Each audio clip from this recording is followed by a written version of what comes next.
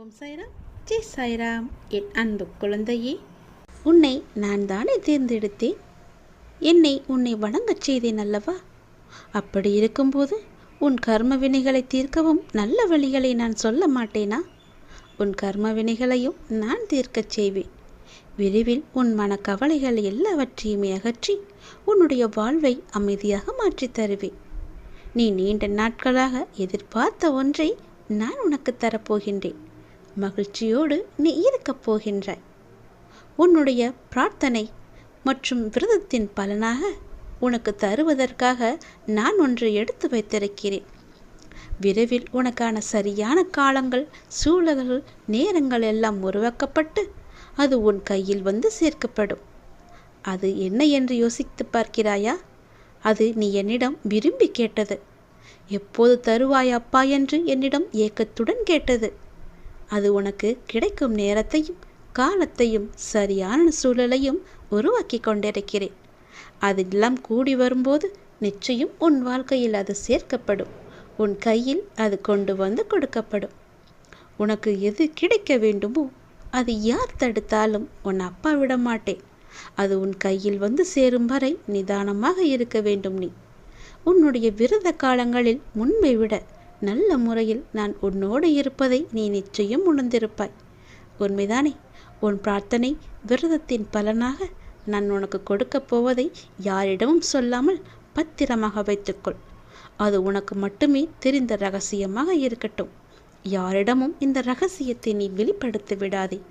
இது உனக்கானது, உனக்காக மட்டுமே எடுத்து வைக்கப்பட்டது. இந்த ரகசியம் மீண்டும் மீண்டும் சொல்கிறேன். இந்த ரகசியம் உன்னோடு இருக்கட்டும். வெளிப்படுத்தி விடாதே தங்கமே. ஏன் ரகசியமாக வைத்துக்கொள்ள வேண்டும் என்றுதானே கேட்கின்றாய்? எல்லாவற்றிற்கும் ஒரு காரணம் இருக்கும்போது இதற்கும் ஒரு காரணம் இருக்காதா? என் குழந்தைக்கு தெரியும். என் அப்பா எது சொன்னாலும் அது ஒரு நன்மை இருக்கும் என்றும் ஒரு காரணம் இருக்கும் என்றும் உனக்கே தெரியும். இருந்தாலும் ஏதோ ஒரு ஆவல் நீ என்னிடம் கேட்கின்றாய். நிச்சயம் ஒரு காரணம் இருக்கிறது. அது உனக்கு தெரிய வரும் நேரத்தில் தெரியட்டும். அதுவரை கொஞ்சம் பொறுமையை காத்துக்கொள். நீ எதற்காக நீண்ட நாட்களாக என்னிடம் எதிர்பார்த்து காத்திருந்த ஒன்று உன் கையில் கிடைக்கும் நாளை எதிர்பார்த்து மகிழ்ச்சியோடு காத்திரு. அதை நான் நிச்சயம் உன் வாழ்க்கையில் கொண்டு வந்து சேர்ப்பேன். உன் வாழ்வை அமைதியாக்கி நிச்சயம் மாற்றித் தருவேன். உனக்கு தேவையான நிம்மதியையும் நான் தருவேன். உனக்கு தேவையான எல்லாவற்றையுமே செய்து முடிப்பேன். உன் கர்ம வினைகளை தீர்க்கச் செய்வேன். உன்னை நான் தேர்ந்தெடுத்து வளர்த்த குழந்தை அல்லவா? நீ என்னை வணங்கி கொண்டிருக்கும் போது உனக்கு ஏதும் நேராது. நான் பார்த்து கொள்கிறேன். உனக்கான பலன் நிச்சயம் உன்னிடம் வந்து சேரும். மீண்டும் சொல்கிறேன், இதை யாரிடமும் சொல்லாமல் ரகசியமாக கேட்டு உனக்குள்ளேயே நீ வைத்துக்கொள். உனக்கு நல்ல முறையில் நல்ல மாற்றம் வந்து கொண்டே இருக்கிறது. அதை நீ நிச்சயம் உணர்வாய். உன் வாழ்க்கை உன்னிடம் வந்து சேர்க்கப்படும். உன்னுடைய வாழ்வில் இனிமேல்தான் நல்ல வாழ்க்கை உனக்கு அமையப் போகின்றது. இதுவரை இருந்ததை விட அது பல மடங்கு சந்தோஷத்தை உனக்கு அள்ளி அள்ளி தரப்போகின்றது. இதுவரை எத்தனையோ துன்பங்களையும் கஷ்டங்களையும் பார்த்து விட்டாய். இனி வரும் காலம் உனக்கு அப்படி இருக்கப் போவதில்லை. அது உன் வாழ்வில் பல மாற்றங்களை கொண்டு வந்து உனக்கு தேவையான எல்லா வசதிகளையுமே செய்து தந்து உனக்கு என்ன தேவையோ அதை உனக்கு கொடுக்க போகின்றது. ஏனென்றால் உன்னுடைய உண்மையான பக்திக்கும் உன்னுடைய அன்பான மனதுக்கும் நான் அதை தரப்போகின்றேன். நீ என் மீது கொண்ட முழுமையான நம்பிக்கை உனக்கு வீண் போகாது என் தங்கமே. அதுபோலவே நான் உனக்கு செய்து கொடுத்த சத்தியத்தையும் நான் மீறவில்லை. நான் உனக்கு அதை தருகிறேன் என்று சொல்லி இருந்தேன் அல்லவா? அதை நீ இப்போது பெறப்போகின்றாய். எதிர்காலத்தில் அது உனக்கு கிடைக்கப் போகிறது. எதிர்காலம் என்பது வெகு தூரம் என்பது கிடையாது. நாட்களை நீ எண்ணிக்கொள். அந்த நாட்களை கொஞ்சம் கொஞ்சமாக எண்ணி பார்த்தால் அது உன் கையில் என்று சட்டென்று வந்துவிடும். நான் சொல்வது அனைத்துமே உண்மை. உன்னுடைய வாழ்வில் இதற்கு மேல்தான் பல நன்மைகள் நல்ல நல்ல நிலைமையில் இருக்கின்றது. இன்னும் பல அற்புதங்களை உன்னுடைய வாழ்வில் நீ காணத்தான் போகின்றாய். பல அற்புதங்கள் உன்னுடைய வாழ்வில் நடக்கத்தான் போகின்றன. இப்போது இருக்கும் எதுவுமே உனக்கு நிரந்தரமல்ல. உன்னுடைய கஷ்டங்கள் எதுவுமே நிரந்தரமல்ல.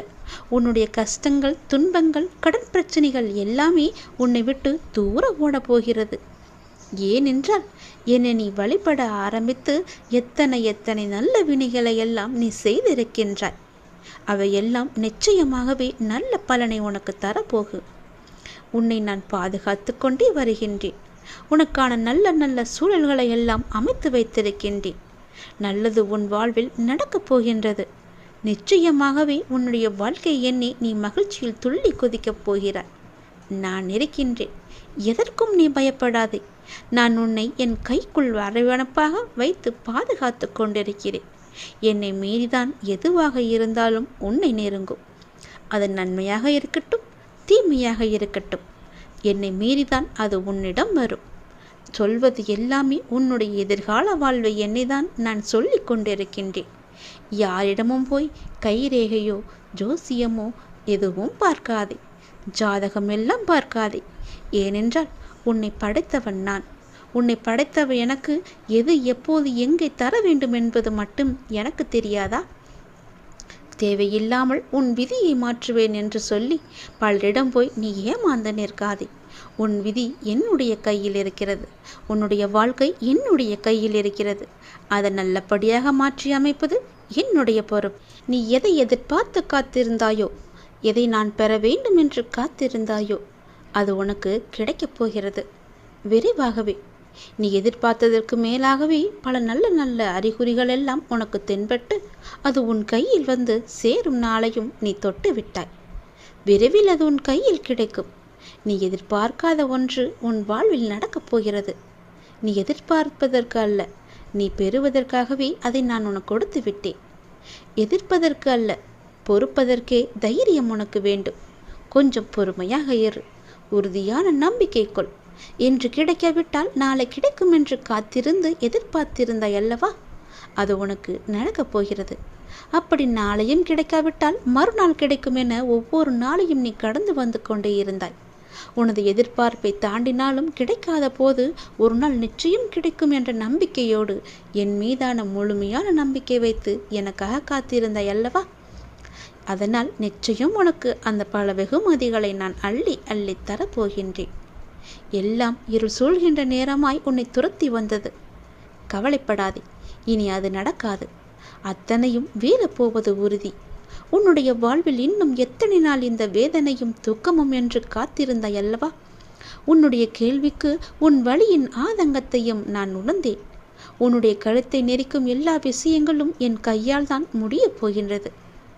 நான் அமைதியாய் இருக்கின்றேன் என்று நினைப்பது சரிதான். ஆனால் என்னுடைய மௌனத்திற்கும் ஒரு எல்லை உண்டு. நம்பிக்கையும் பொறுமையும் இழந்து விட்டேன் என்று நீ கதறுகிறாய். என்னால் என்னுடைய கஷ்டத்தை தாங்க முடியவில்லை. உன்மேல் கொண்ட நம்பிக்கையையும் பொறுமையையும் நான் இழந்து விட்டேன் என்று கூறிக்கொண்டே இருந்தாய் அல்லவா? அதற்கான முற்றுப்புள்ளியை நான் வைத்து விட்டேன். உன் மூச்சை நீ இழந்து விட்டாயா? இல்லை அல்லவா? அப்படி இருக்கும்போது என்னுடைய நம்பிக்கையை மட்டும் ஏன் இழக்க துடிக்கின்றாய்? அந்த மூச்சானது ஒரு உயிர் வாழ எவ்வளவு முக்கியமோ அதை போலத்தான் உனக்கு உன் நம்பிக்கையும் பொறுமையும். அந்த நம்பிக்கையும் பொறுமையும் நீ இழந்து விடாதே. இழந்து விட்டேன் என்று நினைக்கும் இடத்தில்தான் உண்மையாக உன்னுடைய வாழ்நாளில் நீ பெறப்போகும் விஷயம் நிறையவே அங்கு அடங்கியிருக்கிறது. இழந்து விட்டேன் என்று முடிவெடுத்து விடாதே.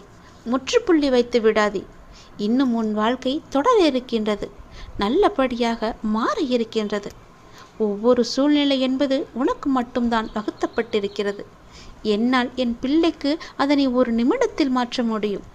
கஷ்டமான சூழ்நிலை வந்தால் அதை எதிர்த்து நெல்லு. உன்னுடைய எல்லா பிரச்சனையும் முடிக்க எனக்கு ஒரு நொடி போதும்.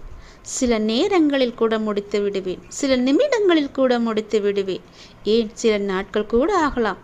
நீ எப்படி என் மீது முழுமையான நம்பிக்கை வைக்கின்றாயோ அதன் பொருட்டு தான் என்னுடைய பலனும் உனக்கு இருக்கும். உனக்கு வெற்றி கிடைக்கவே இல்லைன்னு ரொம்பவே வருத்தமாக இருக்கு இல்லையா? எது தொட்டாலும் சறுக்கிக்கிட்டே போயிட்டுருக்கு. என்னுடைய வெற்றி ஏன் எனக்கு கிடைக்க மாட்டுதுன்னு உன்னுடைய மன வருத்தம் எனக்கு தெரியுது. ஆனால் அந்த வெற்றிக்கு 2 எதிரிகள் இருக்காங்க. உனக்கு கிடைக்க வேண்டிய வெற்றியை அவங்க தான் தடுத்துட்டு இருக்காங்க. அது யாருன்னு தெரியுமா? உன்னுடைய வெற்றிக்கு 2 எதிரிகள் உண்டு. அது உன்னுடைய தயக்கமோ முயற்சி இல்லாததும் தான். துணிச்சலை தோலனாக்கி நீ கொட்டணிச்சுக்கோயேன், உன்னுடைய தயக்கம் என்னும் எதிரியை விரட்டி அடித்து தன்னம்பிக்கையை ஒன்றால் வளர்க்க முடியும். அந்த தயக்கத்தை விட்டு ஒழிச்சா மட்டும்தான் வெற்றி விரைந்து உன்னை தேடி ஓடி வரும். அந்த தயக்கத்தை விரட்டும் முதல் யுத்தி நேர்மறை எண்ணங்கள் தான். என்னால் முடியும் என்ற எண்ணம் மட்டும்தான் நிச்சயம் உனக்கு நம்பிக்கை தரக்கூடியதாக இருக்கும். அந்த நம்பிக்கை தயக்கத்தை நிச்சயம் விரட்டி அடிக்கும், வெற்றியை தேடி தரும். என்னால் முடியுமா என்ற தயக்கம் தோல்வி என்னும் படுகுழியில் உன்னை போய் தள்ளிவிடும். அதனால் அந்த கேள்விக்குறியை உன் முன்னால் நீ வைக்காத. கேள்விக்குறி இல்லாமல் பார்த்துக்கோ. எல்லோரும் ஆச்சரியப்படும் அளவுக்கு உனக்கு நீயே ஆச்சரியக்குறியை போட்டுக்கோ. யாரும் என் பேச்சை கேட்க மாட்டாங்களே என, யாரும் எனக்கு உதவ மாட்டாங்களே என கவலைப்படாத. நமக்கு இது சரிப்பட்டு வராது என்பது போன்ற எதிர்மறை எண்ணங்களை நீ குறைச்சிக்கிட்டாலே போதும். அனைத்துமே உனக்கு நலமாக நடப்பதை நீயே பார்ப்ப. மன உறுதியால் தேடியதை கண்டு அடைஞ்சவங்க நிறைய பேர் இருக்காங்க. மன உறுதி இல்லாதவங்க பின்னடைவை தானே சந்திச்சுக்கிட்டு இருக்காங்க. மன தைரியத்தோடு அவங்க செய்யும் எல்லாமே கண்டிப்பாக ஒரு நாள் வெற்றி பெறும். அதுபோல தான் நான் உனக்கு சொல்கிறேன். அடுத்ததா, தயக்கத்தை விட்டொழிக்கும் முயற்சி மிகவும் அவசியம். தயக்கத்தை விட்டொழிச்சிட்டு இதில் இப்படி போனால் நல்லா இருக்குன்னு முயற்சி செஞ்சுப்பாரு, உனக்கு வெற்றி கிடைக்கும் இல்லையா? நாம் ஒரு எழுத்தாளராக வேணும்னு ஆசைப்பட்டோம்னா நம்ம எழுதி எழுதி பழக்கப்படுத்திக்கணும். அதுபோல் ஒரு பேச்சாளராக வேணும்னா பேசி பேசி பழகிக்கணும் இல்லையா? அதுபோல தான் வெற்றியை நோக்கி செயல்பட்டுக்கிட்டே இருக்கணும். நீங்கள் எதற்காக தயங்குறீங்க, எதை கண்டு நடுங்குறீங்க என்பதை உணர்ந்து கொண்டு அந்த போக்கை நீ முயற்சி செய். அதற்கான தயாரிப்புகளுடன் அடுத்தடுத்த செயல்களை நீ செஞ்சுக்கிட்டே வா. உன்னுடைய மனசை அமைதியாக வச்சுக்கோ. மன அமைதியுடன் ஒருமுகத்தன்மையுடன் நீ செயல்பட்டு அந்த தயக்கத்தையே நீ வெற்றி பெற செய்யலாம்.